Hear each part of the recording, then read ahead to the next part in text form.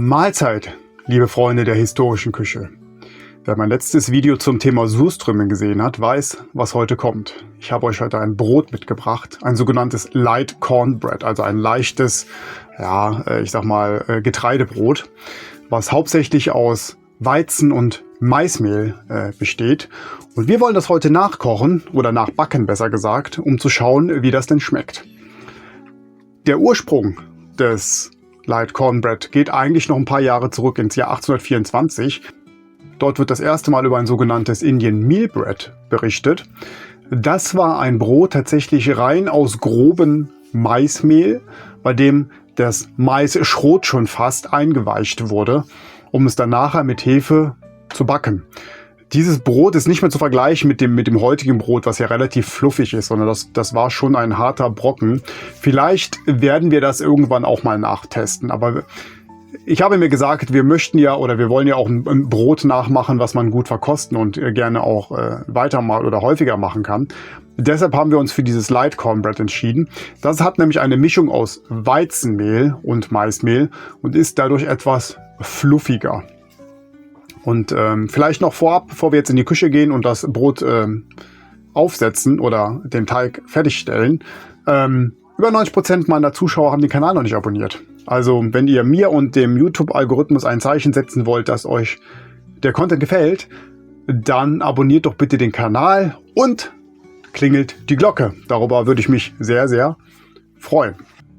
Und wie werden wir das Brot heute zubereiten? Wir werden es im Dutch Oven machen. Denn die letzte Woche Schweden hat angebrochen. Und hier hat man ja noch wunderbar die Möglichkeit, auf offenem Feuer zu kochen.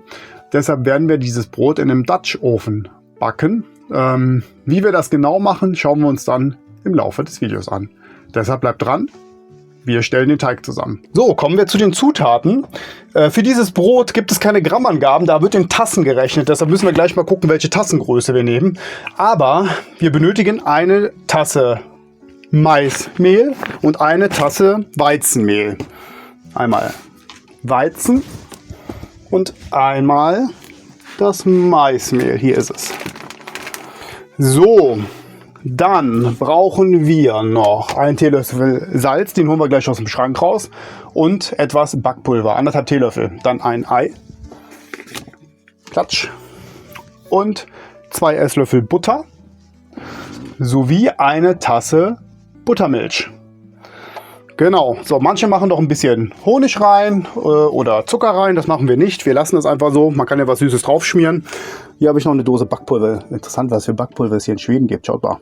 225 Gramm. Unglaublich, ne? Kann man 3 Jahre mit backen. So, also noch Backpulver. Das war's auch schon. Und jetzt gehen wir in die Zusammenstellung. Also von der Vorgehensweise, der Dutch Ofen, der muss gut vorgeheizt sein und mit Fett ausgestrichen werden. Ich habe mich jetzt dazu entschieden, ich nehme mir einfach so einen Becher. Ja? Das sind 300 Gramm Pi mal Auge oder 300 Milliliter. Das machen wir jetzt mit Mehl. Und das wird hier in der... Ja, machen wir den schön gestrichen, so Pi mal Auge. Einmal, dann nehmen wir 300 Gramm Becher von dem stelle ich mal hier rein, von dem Maismehl. Das ist jetzt übrigens auch recht feines Maismehl. Es gibt es wohl auch gröber. Ich hatte überhaupt Probleme generell Maismehl erstmal überhaupt zu finden. Ich weiß nicht, vielleicht habt ihr da bessere Quellen. Ich bin durch die Supermärkte gelaufen, habe das Zeug gesucht.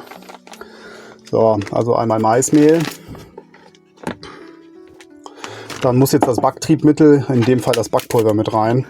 Das soll so 1 bis 2 Teelöffel sein.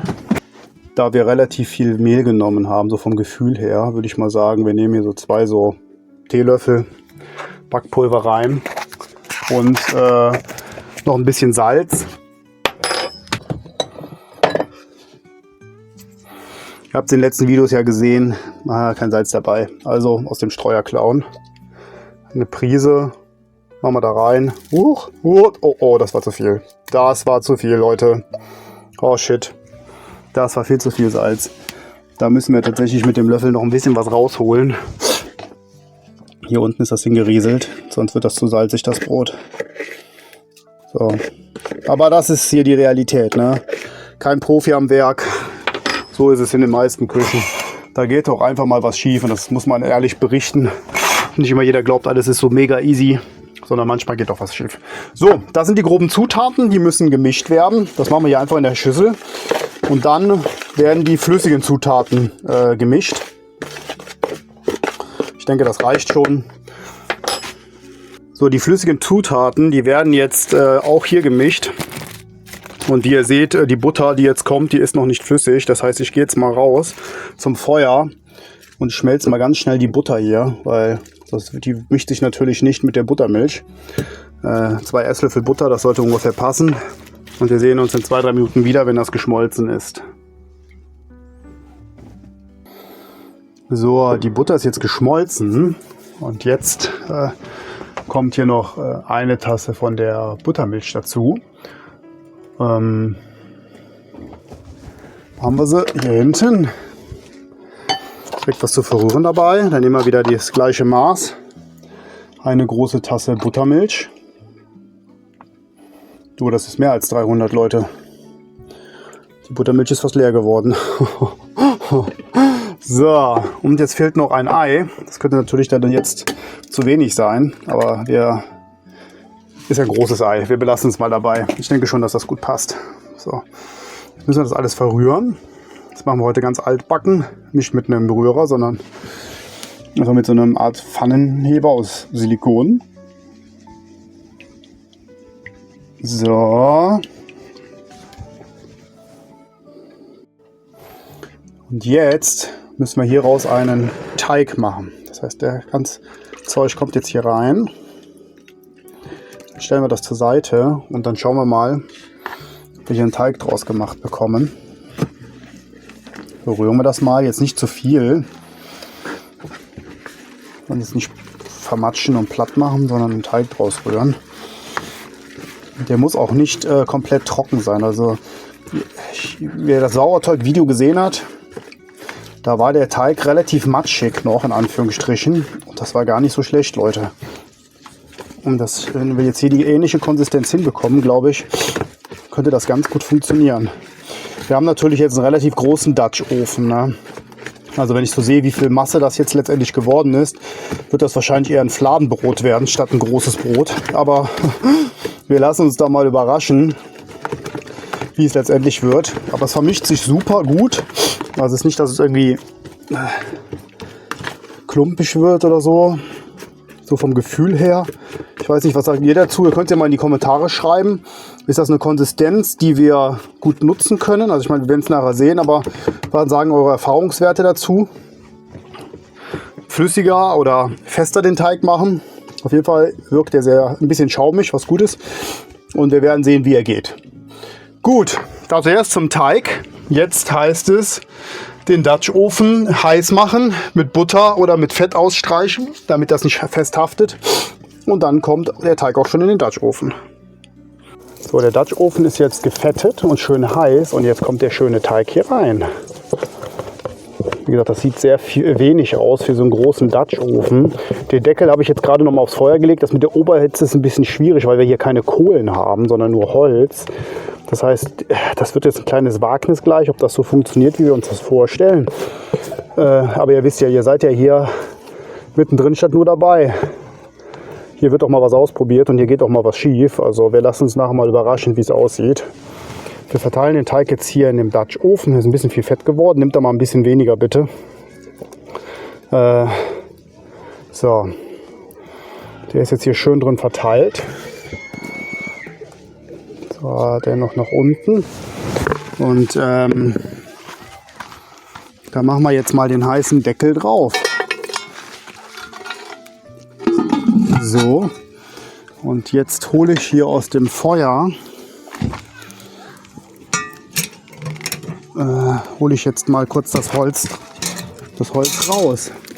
Wir sind ein bisschen rumgespielt jetzt. Jetzt müssen wir natürlich gucken, wie wir das richtig hinkriegen. Wir wollen auch irgendwo eine gewisse Oberhitze haben. Das ist natürlich nicht so geil, wie als wenn man hier wunderschöne schöne Kohlen hat, die man oben auflegen kann. Wir probieren das trotzdem, hoffentlich ohne uns zu verkokeln. Natürlich auch super mit so einem Pfannenheber, so einem Plastikding. Jetzt hier in dem Holz rumzumachen, aber hier gibt es nichts anderes. 1, 2 und der letzte im Bunde ist die 3. So, das heißt, wir haben eine gewisse Oberhitze. Jetzt müssen wir den noch irgendwie auf das Feuer kriegen.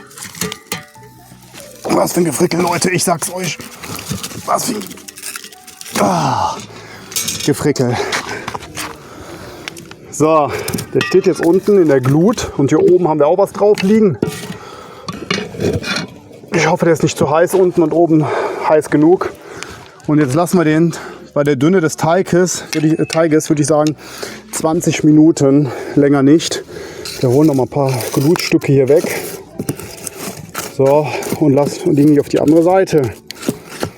Und dann hoffe ich, reicht das, dass das in 20 Minuten ein tolles Brot geworden ist. Boah, ich bin voll am Schwitzen. Gut, wir sehen uns in 20 Minuten. Bis gleich. Wir haben jetzt 16 Minuten, 17 Minuten um.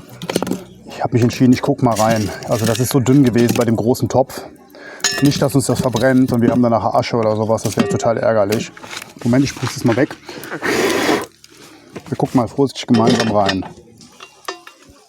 Oh, das sieht schon richtig gut aus, aber das muss noch. Da fehlt Hitze oben, so wie ihr das seht. Kann man das anfassen? Ja. Es muss mehr Hitze nach oben. Da muss tatsächlich noch 10 Minuten. Kriege ich das jetzt irgendwie nach oben gepackt, hier ohne mich zu verkokeln. So.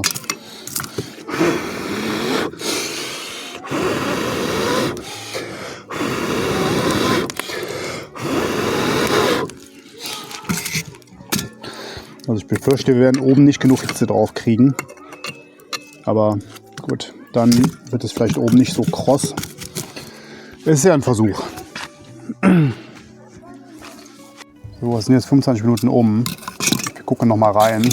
Ich befürchte, es ist nicht genug Hitze hier oben. Da müssen wir vielleicht noch mal anfeuern. Ich hoffe es nicht, aber wir werden sehen.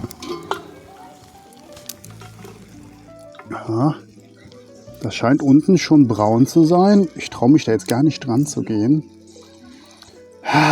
Was tun, Leute? Was würdet ihr machen jetzt? Schaut es euch genau an. Hier ist es nämlich schon ein bisschen kross, das heißt, unten ist Hitze da gewesen. Es war nicht genug Oberhitze, da Eis. Ich glaube, wir lassen das. Ich würde sagen, es ist durch. Am liebsten würde ich es mal umdrehen, aber ich befürchte, wenn ich es jetzt anfasse, dann bricht es mir auseinander. Leute, das sieht gut aus. Es ist oben nicht so wirklich braun geworden, aber es scheint gar zu sein. Wir nehmen das runter, lassen es kalt werden und schneiden es an. Wir machen jetzt keine Experimente. Schreibt es mal in die Kommentare, was ihr davon haltet. Ich würde sagen, für den ersten Versuch, für so ein altes Brot, sieht es sehr frisch aus. Alles klar, bis gleich. Also, es sind jetzt 2 bis 3 Stunden vergangen. Falls ihr ein bisschen Lärm noch im Hintergrund hört, das tut mir leid. Wir sind ja auf einem Campingplatz und ich kann ja nicht den ganzen Leuten sagen, sie müssen mal kurz ein paar Minuten leise sein. Also es sind jetzt 2, 3 Stunden vergangen. Das Maisbrot ist jetzt kalt geworden. Ich schneide das jetzt mal an von dick nach dünn, sodass wir den gesamten Querschnitt haben. Dann können wir da vielleicht auch besser beurteilen, was so die Temperaturverteilung war. Gucken mal, hoffentlich schneide ich nicht auch noch direkt ein Loch in die Küchenrolle hier. So, wir schneiden hier mal vorsichtig auf und brechen mal. So sieht's aus. Guck mal, Leute. Also es ist innen relativ weich geworden. Es ist durch, komplett durch tatsächlich. Und ich schneide mir jetzt einfach mal so eine Ecke, lecker, eine Ecke hier raus. Es ist fluffig wie so eine Art schwerer Kuchen fast. Und dann nehmen wir uns eine Ecke ohne alles.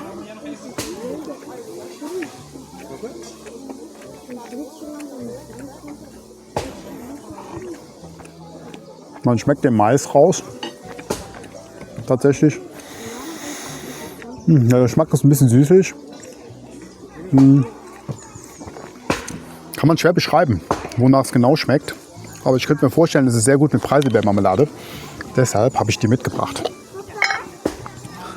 Und da machen wir uns mal ein bisschen drauf. So.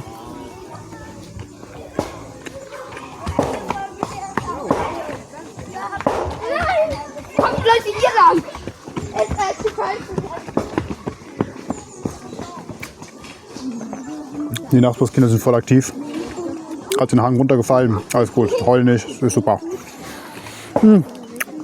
Das Brot ist soweit in Ordnung. Also ist lecker. Irgend so ein leichter Nachgeschmack gefällt mir persönlich nicht ganz so gut.